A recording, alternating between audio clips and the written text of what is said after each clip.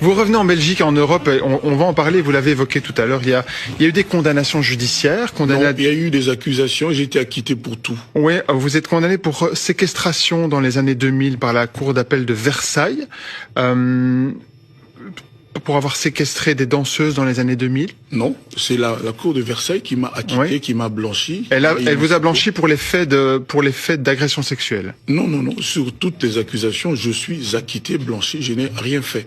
Je n'ai absolument rien fait. Vous savez, les gens c'est parce que honnêtement, c'est parce que j'ai lu, hein, que sur Internet, aujourd'hui, on trouve un peu de tout. Ouais, sur le et site moi, je vous le dis, ouais. je suis un homme libre, un homme acquitté, ouais, un homme blanchi. Et pour mes enfants, pour mes fans, je veux que des éminentes personnes comme vous, dans ce genre de plateau magnifique, oui, aillent jusqu'au bout de leur question en disant que je suis acquitté, blanchi. J'ai été accusé et je n'ai pas fait une minute de garde à vue, rien. Pour les faits d'agression sexuelle, rien du tout, pour toutes les accusations. Pour les faits d'agression sexuelle, vous avez été acquitté. Certaines des femmes qui se sont plaintes disent on n'ose plus revenir au Congo. On a peur parce que c'est une star internationale. Non, c'est des gens qui veulent venir vivre, profiter des assistances qu'il y a. Je m'étonne toujours de ça, de certaines assistances qu'il y a dans vos pays magnifiques où il suffit de dire qu'on a eu des problèmes, on a été agressé, machin, pour qu'on soit assisté par des associations. Ils ont voulu profiter de ça. La preuve, plus aucune d'elles ne fait plus danseuse. Ils vivent bien parce qu'elles sont assistées, elles ont des allocations de ceci et de cela. Elles vivent des allocations, mais il n'aurait rien arrivé, c'est ça que vous dites. Ben, sinon, on m'aurait condamné. Oui. Sinon, on m'aurait condamné. C'est ce que la cour d'appel de Nanterre a fait. Non, vous savez, dans le métier que je fais, il y a des gens qui aiment l'artiste, il y a des gens qui sont anti-Kofi. Et ces gens-là portent haut et loin et fort leur voix pour salir un peu mon image. Mais heureusement qu'il y a la justice, et cette justice m'a été rendue. Ouais. Il y a quelques mois, à votre place, il y avait Alpha Blondy, votre ami. Je ne veux pas de cette question-là, parce que je ne me considère pas comme. Vous devez savoir que je suis innocent. Si vous ne l'admettez pas, c'est votre affaire. Ce n'est pas à nous de savoir si vous êtes innocent. Non, donc vous avez dit. Non, donc vous n'êtes pas au courant, monsieur là, vous n'êtes pas au courant qu'il y a eu un procès et qu'il y a eu un verdict. Mais il y a un procès qui vous a condamné. Non, un procès qui m'a acquitté. Je suis là. Je suis ici parce que j'étais relaxé, acquitté. Il y a eu des condamnations judiciaires. Non, il y a eu des accusations, j'ai été acquitté pour tout. Oui, vous êtes condamné pour séquestration dans les années 2000 par la cour d'appel de Versailles. Et voilà, bienvenue sur la chaîne de Cleanos TV, c'est la votre Cleanos TV toujours là. Pour la reprise, sabino ba news, allez les anini, boti kulandana vidéo na biso a na intro, bomoni comment Koffi Olomide a été massacré par ba Belge. Oh là là, bravo, félicitations, na messieurs les journalistes, les messieurs belges. Bravo messieurs, hein? Bravo à ces journalistes là. Azalo quoi ba Joe Mato pété. En tout cas, messieurs les journalistes, c'est wana ya Belge, ya Belgique wana. Bravo, messieurs les journalistes. Messieurs les journalistes belges à remettre Koffi Olomide dans sa place. Koffi Olomide a l'équipe d'une émission. Je te bien, comment on l'écrit une émission. Ngai, ngaba privanga musala ngai. Ngai, musala ngai zala makalizo soute. Nga musala, ngaba privanga. Ba jaloux akomisa ngo ba jaloux tango bana ke ko kangaka ba danseuse na yo ba bimate o bana ko sala ngo yo moko pesa ka mutu tour te elo bata denile so pesa ki mutu tour te yo ba danseuse na yo bazalaka ya yo bazalaka ba propriété privée na yo bazalaka ba bien na yo et lelo yo ba kiza yo ke on est ko séquestrer bango, cela veut dire au kangela kabango na kati ya ndako bazana moyen ya ko bimate bakoki ko bimate, c'était comme ça, c'était ça. On est ko kangela ba danseuse ba bimate. Et okima kapoto parce que depuis longtemps soko affronta ka la justice makambo déjà elinga bakatango depuis kala. Tu avais peur parce que au fond de toi, tu savais très bien que Makambo Badassez va fondinga, je suis coupable. Yo moko de jour qui déjà culpabilité, non, tu savais déjà très bien que tu es coupable. Que Badassez va bimarate, au bimarana bango sans motif, ce qui a boy ko bimana yo, akomata na podium te. Yo moko yebi yango. Yago banda ko ya pototo kiba okima. Juste entre parenthèses, Félix Wazé quoi ça qui peut accuser tant abetara concernant souka na Olympe na affaire à Bangoulou. Mais qu'est-ce que Wazé quoi fait Wazé quoi avocat na ce sont le mot libre affronter, présente-toi. Félix Wazé quoi c'est présenta. Ba dossier ba kata na ba condamné été ba preuve suffisant ezalaka te Wazé quoi na ndepe asala ma actu lelo a continuer ko ya poto na ninga za na poto za libre mais ko folo me tu avais peur. Obanga ki koya na poto bango na suka longo te tu ozo avocat makasi monsieur bureau ya monsieur Eric Moretti alors le là comment le ministre de la justice au Kenya na bureau na biki ba avocat makasi o dépenser ba mbongo kuna po ba bureau na ya Eric Moretti ba défendre yo o dépenser ba mbongo o ya lelo yo esalike à côté ya makambu ya ko ve basi ya ko bimana basi forcing sans consentement na bango côté wana les messieurs Koffi Olomide on va être quand même sincère il n'a pas été condamné à côté des V hein V-I-O-L-A ba condamné été pour na yango parce que il y a pas eu de preuves hein, suffisantes pour que les messieurs soient condamnés na ba V envers ces danseuses. Mais na makambo ko kangela ba danseuse na kati ya ndako monsieur Koffi Olomide a été condamné parce que ba danseuse banda ba on sortait pas to banda ki kovana na kati ya ndako ne to bimaka te bo bima so boza wana bokeka ko bina après bokoti botambola kati ata boye poto ndenge ni bobimaka te to okanga biso na kati ya ndako na anière po kala zaka na kufutela na anière banda ko kangela biso to kotambola te. Et lui-même, les messieurs, n'a pas réponse, les messieurs Koffi Olomide, à travers ses réponses, il avait répondu, c'est pas que Kangela, c'était une manière de les protéger, selon la réponse que M. Koffi Olomide avait donnée dans le tribunal.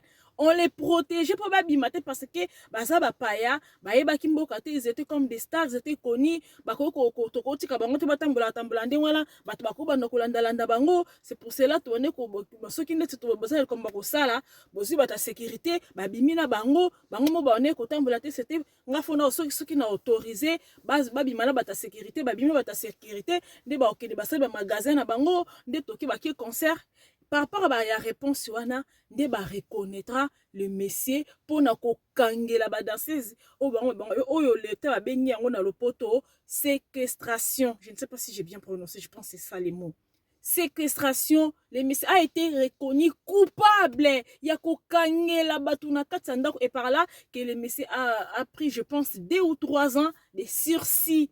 Oza condamné oza libanda mais oza na kati ya prison te mais na casier judiciaire na yo oza na casier ke oza condamné sursis oza libre oza kotambola mais ba pesi on a 3 ans na sursis oza nango okoki kosala mabunga mabe moko te en extérieur parce que à tout moment bakoki kokanga yo et puis sursis na yo banilango ekomi ferme ce qui osali likambo moko ya mabe libanda mais c'est Koffi Olomide agangela kabiso akité relaxer salengo na nzembo mais monsieur ozo tromper nani je peux pas mentir ma conscience nakoki koyate nakosa bino car nanga oyo eza Renault Scénic cette place et je viens vous mentir eza Mercedes car nanga eza Mercedes malgré bon na volate mais nazo kosa bino conscience tu peux pas mentir la conscience ta conscience va quoi ça conscience c'était monsieur Koffi Olomide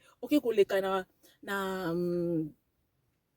na quoi na chaîne à belge ou j'ai moko à invoquer yango maintenant monsieur Koffi Olomide comment ça vous fait de venir ici à Belgique pour là-bas oui je suis congolais la Belgique c'est comme notre maman ou papa quelque chose je pense qu'il avait dit la Belgique c'est notre papa c'est comme notre papa la Belgique j'ai été privé de ne pas faire mon travail pendant 16 ans à cause des accusations mais monsieur il y a moko déjà à invoquer les journalistes l'a bien dit mais monsieur j'ai été acquitté de tous les chefs d'accusation non oui et le bataille noko kofax muto atika sincèrement na défoyer so on va dire Koffi Olomide azolo ça l'émission mais sincèrement yeba ki azokosa sincèrement azolo ba vérité yeba ki sincèrement azokosa Non, on force n'a pas si on beauté. Alors, bah, il y a tika sincère, les mots sincèrement, il y a tika on a des faux, les mots sincèrement n'a plus de valeur à cause de Kofi Olomide. Oh, non, j'ai été acquitté de tous les chefs d'accusation. Ah, mais c'est Kofi Olomide. Mais c'est pourquoi mentir à ces points? Pourquoi mentir à ces points? Oko gagner nini? Ozolinga omi sokola. Papa, mais c'est le passé. Pourquoi invoquer ça? Pourquoi on invoque qu'il nous parti ou j'ai été privé de faire mon travail pendant 16 ans. Mais si tu n'as pas été privé de faire ton travail, parce que tu avais fui la justice, si tu avais eu le courage d'affronter, parce que les messieurs avant il y a, tant que a tingi batunaye, lukela cabinet ya avocat ya makasi na Paris, peu importe combien à couper ça. Si bazuli bati content avocat batali chef d'accusation voilà pourquoi avocat ba itidaka. Moi je regarde trop par exemple ba film avocat, je kiffe tellement l'avocat suite, la série avocat suite, je ne sais pas si bota là ils ont la Netflix dans la plateforme ebele ils ont na 9 saisons, je kiffe tellement les histoire ba avocat suite et avocat nino sous oyo ya sera ba avocat oyo ya nani oyo ah là bozana la kisabino ngoza na Netflix ya sera ba avocat na linga tellement donc naza mourir ya ba film ba avocat ozwa idée te za na tela bino titre bolimbisa tozo salaka série avocat titre ngo ezala kutwa la titre ya ngo titre salaka la défense l'icône, série suite, en tout cas, bandeko, j'ai kiff. Nalinga sunata la série mosusu, Bitter Call Saul, fenata la ngope sus. Série ya bavoka, oh bandeko nanga. Naza tellement amoureux. En tout cas, la kanga j'ai na résoudra capé, ba faire rebelle bongo, parce que na expérience, hein. Na résoudra pe ba faire rebelle bongo na résoudra ba faire rebelle magana na resamba te mais à partir ba sera ba voka je sais que eloko oyo soto tiango soto sali boy et sala boy soto tango à la longueur et zongisa boy et daranga penza makasera ba voka na résoudra ba faire rebelle en privé na résoudra ngo bongo bon ba voka ba pastor ba ke ko filo mida sinze équipe na ba bazwela ye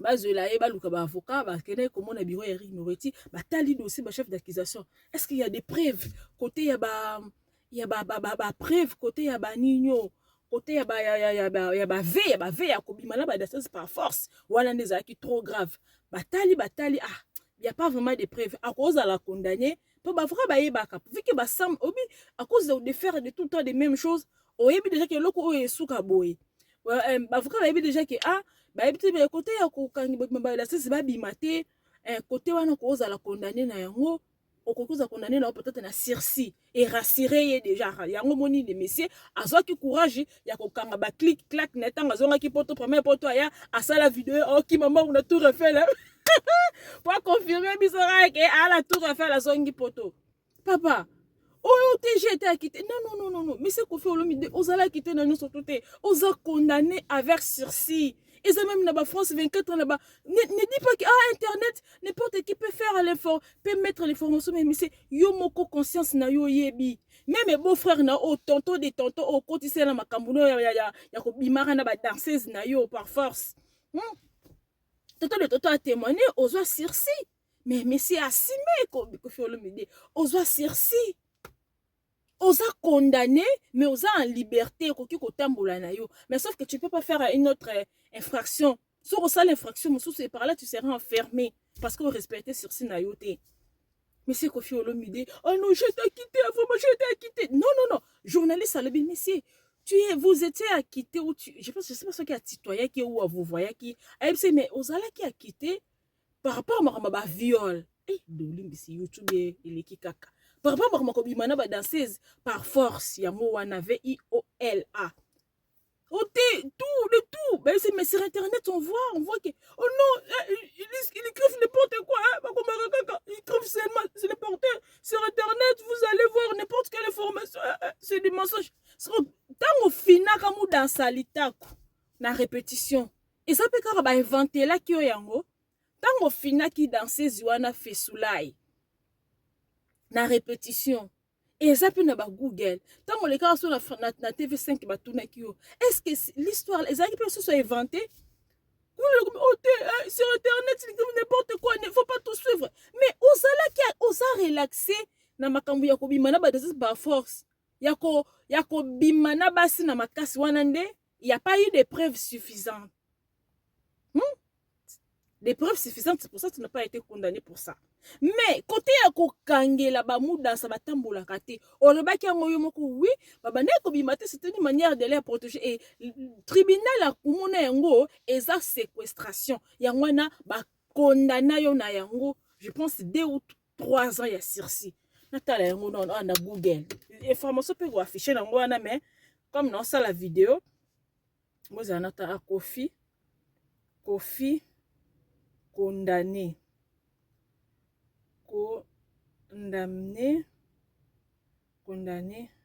Kofi Olomide condamné. Yango ezana ba journal na ba Le Monde na 2021 na ezarut le 13 décembre 2021. Kofi Olomide, star de la rumba congolaise, condamné pour la séquestration de 4 de ses ex-danseuses. Le chanteur a été relaxé d'agression sexuelle. C'est ça. Vous étiez été relaxé. Je vais couper après. Mais c'est Kofi Olomide. Ozala qui relaxé na ba agression sexuelle par là Ozala qui relaxé na yango. Biso je que c'est vrai, mais comme c'est la justice, il n'y a pas eu de preuves suffisantes. C'est pour ça na point wana ke oyo bimakana bango par force. Yango wana ba condamna yo te na wana, mais ba condamna yo. Au bénéfice du doute. La grande session bénéfice du doute a expliqué le président de la 7e chambre des correctionnels de la cour d'appel de Versailles. Parce que liboso ba condamna ka par défaut, oyaka kité. Tant que condamné par défaut parce que Kimaka ayaka raté, ba condamné par défaut vu qu'il se présenta kata bangaka. Et yemoro tanga mona poto malgré comment ko dénigrer France basale misomona adoyi wenakin France lelo ezana to ya chômage makasi France na ko ya sous France té a dénigrer ka France mavana vana monike ako ka sous té sika na zongela ya France et ndé par là ayaka kiko yemoro ko luka ba avocat basala ba appel ba invoka wana ke azwaka yango te azwa ayaka kolongwa na ndako wana na adresse na ye c'est par là vu qu'azalaki alongwaka na ndako wana azwa convocation te amona yango kaka na internet et à peine nde ba avocat ka nde bazalaka ba avocat nde ba plaidara kaka même si balge ba yebi ke mutu na bango aza coupable ba avocat nde esalaki ba yaki kosala ouverture ya dossier tant ba yako fongola dossier nde yango na cour d'appel ya 7e chambre de correctionnel ba yaki kokonda ko pour le ba condamné ke na chef d'accusation surtout tant yende Kofi Olomide mutasala appel et par là ne ba condamné avec sursis pour na ko kangela batuna donc ya même ngablo ko besoin na bana na ngai na ko kangela bango te ngai na bimi bana ba ko bima te o kangeli bana na katanda ku non surtout bana bana miki même si mukolo tant ozo kangela mutu na ndako yo bimi arobima aromo so yo ndo ye nde mutu ana ko bima libanda eza ko kangela batu na ndako eza oza c'est une infraction ba condamner lo yango mais ye abimara awake oh j'ai été relaxé de tous les chefs mais c'est conscience na yo eza témoin ba combien bien journal Le Monde ba comment yango après toke awa na ba Europe 1 eza ko toucher na ba français ba combien yango peut awa na Europe 1 na page na bango Europe 1 yango hein Europe 1 peut awa yango la bati ba combien awa le chanteur congolais Kofi Olomide condamné à 2 ans de prison avec sursis pour atteinte pour séquestration ba combien pour atteinte sexuelle sur les mineurs. Le chanteur congolais Kofi Olomide condamné lundi de 2 ans de prison avec sursis par les tribunaux de correctionnel de Nanterre pour atteinte sur ces 2 ex-mineurs. Pour Beni a évoqué un peu qu'il y a mineur, bah bimisa ba document ya Beni qui o azala mineur te, bah kina ko sala tala kutu. Zana tela bilo kutu na voix. boyoka. Mais na ba RFI tout ba comment ye ta la France 24 pe lobela ngo vidéo ko na YouTube. Il y a France 24. Olomide, fixé sur son sort, la star de la rumba congolaise a été relaxée en appel pour agression sexuelle. En revanche, il a été condamné pour séquestration, 18 mois d'emprisonnement avec sursis probatoire de 3 ans pour avoir séquestré ses... Bah, lobby bien, oui. 18 mois avec probatoire, 18 mois de sursis probatoire, mais 3 ans... dans la de 3 ans pour avoir séquestré ses ex-danseurs. Emprisonnement avec sursis probatoire de 3 ans pour avoir séquestré ses ex-danseuses lors de ses tournées en France. Le parquet avait... Donc, avoir sursis à 3 ans. 18 mois, c'est avec probatoire. Non, ma belle, désolé. Hein. Probatoire de 3 ans. 18 mois d'emprisonnement avec sursis probatoire de donc, 3 ans. 18 mois d'emprisonnement, il y a sursis.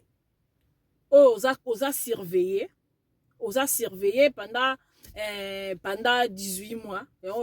Pendant 18 mois, baza ko contrôler aux autres qui ne ko signaka, c'est ça. Ah oui, c'est ça les mots. Bon, c'est ça.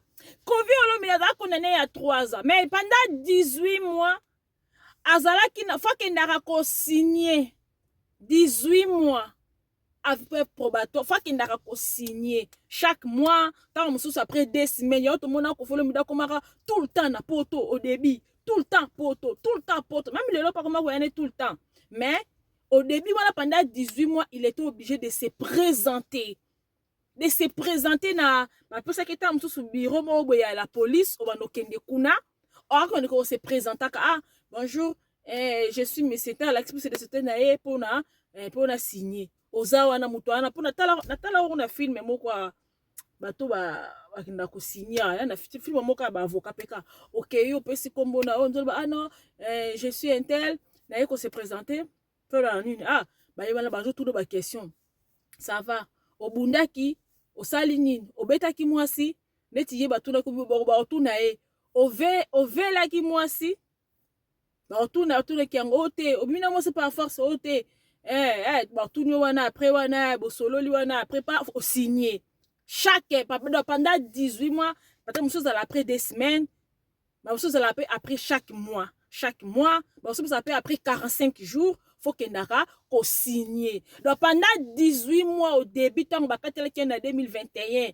donc il y a qui na décembre 2022 2023 il était obligé de se présenter tant après 30 jours après 15 jours après 45 jours alors qu'il ne se présenter après pendant 18 mois ce qu'on se présenté 18 mois ici allez à quoi enchaîner les sous 18 mois et ça le quoi 18 mois le quoi une année 6 mois après une année 6 mois on est tigali wana 18 mois OK ne sous qu'on se présenter mais on a toujours condamné mais dès l'infraction ce qu'on sali quelque infraction pas OK prison. J'espère que je me suis fait bien comprendre.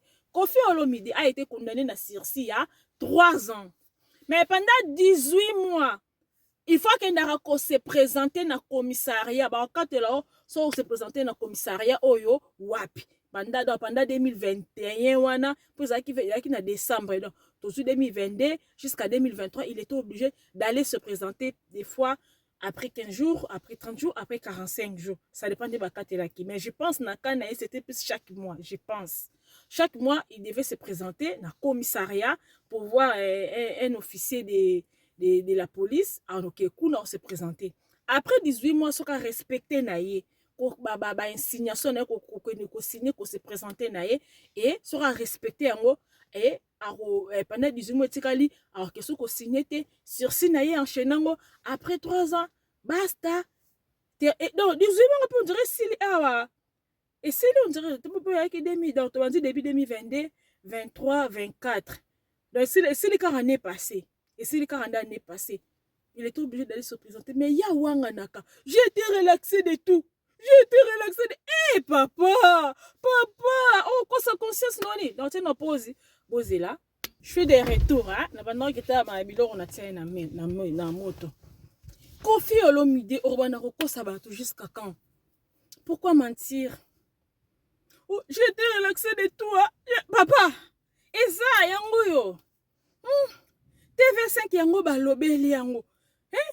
Yango yo apa ba chaîne belé wana ba kosoluka makambo parce que osali bango nini so okomona Koffi Olomide so na video moko Fabien nanyo c'est Fabien Kusambuka c'est Fabien wana aloba na ya silika non vraiment non j'ai été relaxé papa oso kosa boye nini oh j'ai été relaxé de tout Koffi Olomide n'a jamais été relaxé de tout côté ya kobimaka na basi par force oui ozala relaxé parce qu'il n'y a pas eu d'assez de preuves mais papa côté ya kokangela ba danseuse babimaka te biso tutu badese quartier te balobaka yango babimaka te bango to wana est-ce que batindaka bango kaka bakosa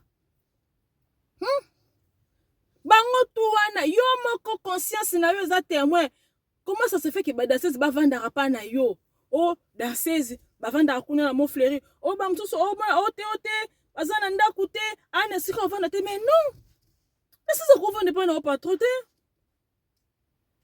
ne pas na patron te comment ça sikoyo oh notre connexion on a partagé zo compliqué nga pourquoi parce que je suis à l'extérieur là oh bano ko sabato ozala relaxer te papa hein papa ozala relaxer te sikoyo wana tala journaliste belge en tout cas bravo na journaliste belge wana arole capable ba Joma Tope et pas ba David Mombe boyebita hein nazala relaxer boyebita na faire ba koselanga wana boyebita ba faire ba koselanga wana nazala relaxer boyebita hein boyebita na ba faire ba koselanga wana ozondimisa bato makasi au moins na Joma Tope pe oui boyebite bolo bane ozala relaxer na makambo ya kobima na basi na makasi mais koto yo ya kokangila ba danseuse l'état reconnaîtra yo coupable c'est là yo mona ki ote mais oza na sursis prévano futela ngo ba amende a dédommagé ba danseuse wana 70 000 euros et 72 000 euros bango ka traba kabola donc déjà na mutuloko la 16 non déjà 15 500 euros na mutu faut pesa ngomba moko du coup cash pour ala na délai ba okati la pesa 15 000 euros 15 500 15 500 na mutu ba danseuse wana bazwa donc et ça là bango 72 000 euros divisé par 4 qu'est-ce que je suis en train de dire désolé vous avez 72 000